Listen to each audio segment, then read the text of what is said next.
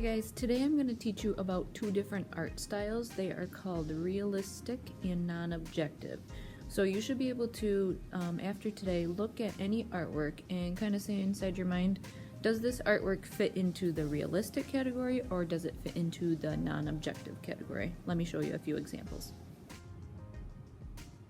This artwork here is called American Gothic. We would call this artwork realistic because those look like real people in a real house and we'd all kind of agree on what's in there.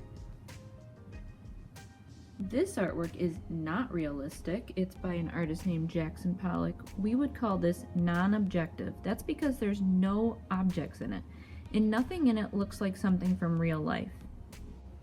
If you think this artwork is realistic, touch your nose. If you think it's non-objective, touch your ear. If you're touching your nose, you're right. This is a realistic artwork. It has an object in it. It's a person. We'd all agree it's a person, and she looks pretty real. Touch your nose if you think this is a realistic artwork. Touch your ear if you think it's non-objective. If you're touching your ear, you're correct. This is a non-objective artwork. Now remember, non-objective artwork doesn't have any objects in it, but it's not made of nothing. It's actually made out of three things: lines, shapes, and colors. Can you see the lines, shapes, and colors? You're going to need paper, you're going to need a pencil, something to color with. It can be markers, colored pencils, crayons.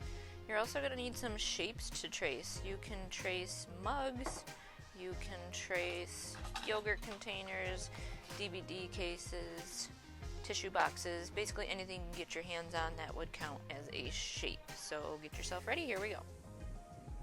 So I've got this yellow sheet of paper here. I'm going to start out by making a cool design. Now remember, non-objective artwork is not made out of objects like people and cars and animals. It's made out of shapes, lines, and colors. So I'm going to make this really easy for you. All you need to do is start tracing some shapes. Now remember, they're not supposed to look like something in particular. It's just supposed to be a cool design.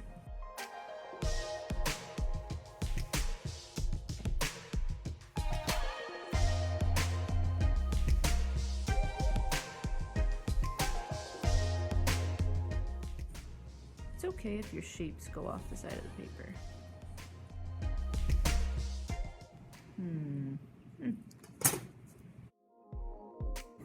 Make sure that your shapes are overlapping. You really don't want to just spread them all out. The other thing that I like to do is use different sizes of shapes. So if I'm going to use circles, I want to change up the size of those circles. So right now I'm going from small to big. Now when you think you have an interesting design where you've got lots of shapes overlapping, then you can start using your colored pencils.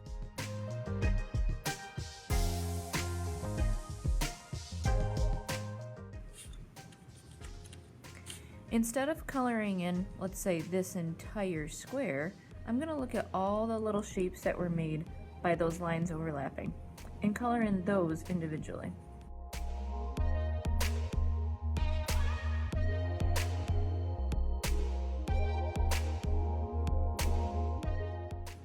What you don't want to do is color two shapes next to each other the same color. So I'm not going to color this red and this red. Instead, I'm going to move to a different area and do it like that.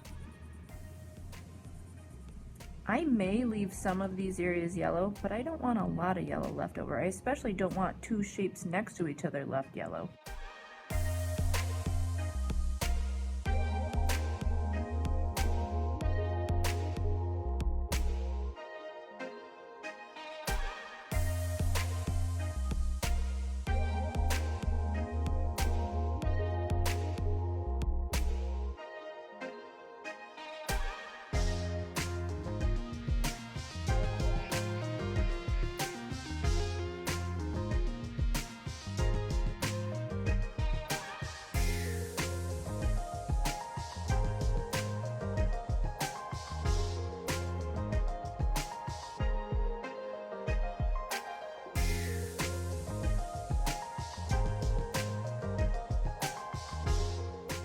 isn't finished, but I want to show you some that are finished.